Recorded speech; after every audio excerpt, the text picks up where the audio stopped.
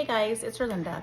I wanted to start coming on here and talking to you a little bit more about herbs. As you know, I pick a lot of herbs, especially in the summertime when we're able to go up into the mountains and forage. And we use those herbs for mostly skin healing properties, for salves and soaps and balms and body butters and things like that. But I also dry the herbs out so we can have them throughout the year, and then I make herbal teas, like blends for our digestion and stuff like that.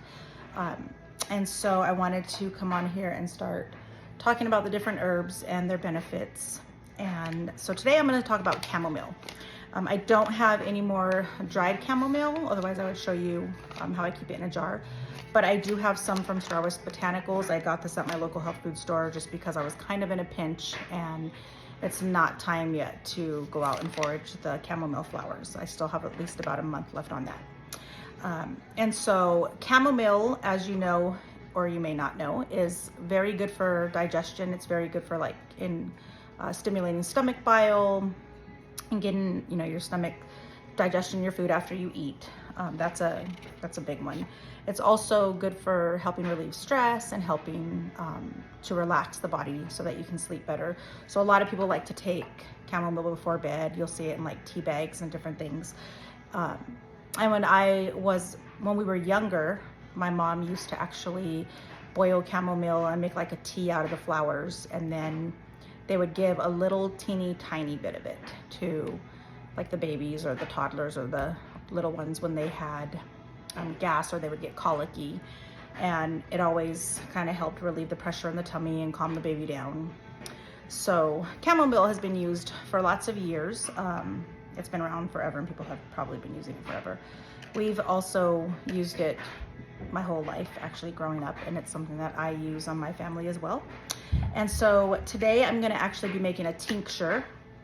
And for those of you that don't know, a tincture is when you take like a plant material, whether dried or fresh, and you put it in a jar, and then you cover it in either an alcohol, which is 80 proof, 40%. You cover it in alcohol. Most people like to use vodka because it doesn't have a taste. And you let it sit for about 4 to 6 weeks. Some people let it sit for 8. And if you are staying away from alcohol, or you want to use it for different people in your family and you don't want to use alcohol, you can use a food grade glycerin. But today I'm going to be using alcohol just because the alcohol is one of the best ways to pull out the stuff from the plant matter. And so I'll show you how I make it, and then I'll show you what it looks like when it's done and kind of explain to you how I use it. So here we go. Okay. So I poured my chamomile into this jar, which I was originally going to use, but as you can see, it's a little too full for this jar. So I ended up with about 5 ounces. So I'm just going to put it in this jar. So I have a little bit more room, and it looks like a lot less inside of this jar because this jar is bigger. So then I have my vodka ready, and I'm going to do double the amount. So I'm going to fill it up to about 5 ounces. Just pour that in there, and then let it get just a little hair over that time. Okay.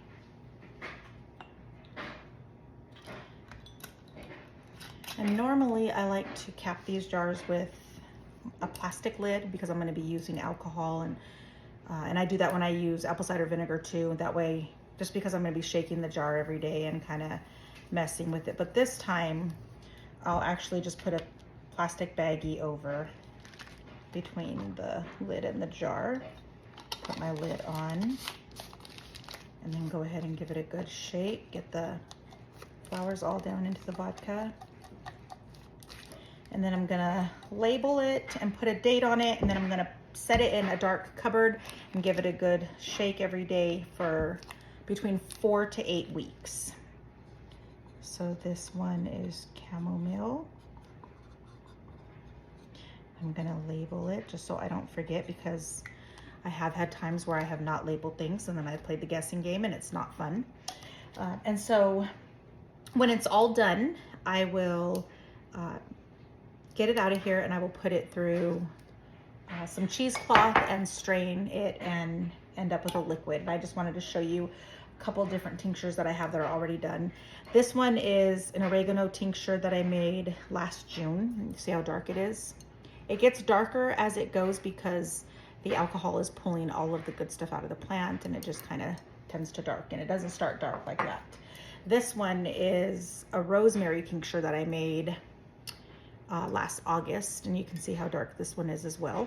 And I just keep them like this in a jar, and I have them in a cupboard. And then what I do is I get these little glass jars online. I get an amber colored bottle because it's supposed to help by keeping the light out.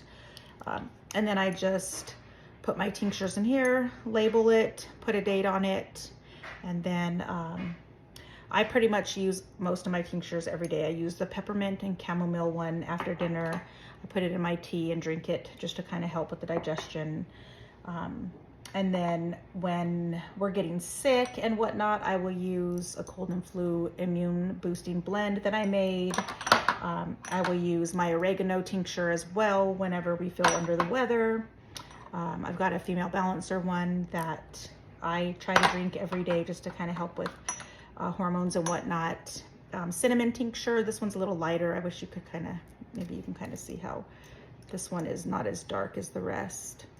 I do this one after a meal or after dinner to kind of help break up the sugars. So there you have it. There's my tinctures, or my chamomile tincture. Let me know if you have any questions.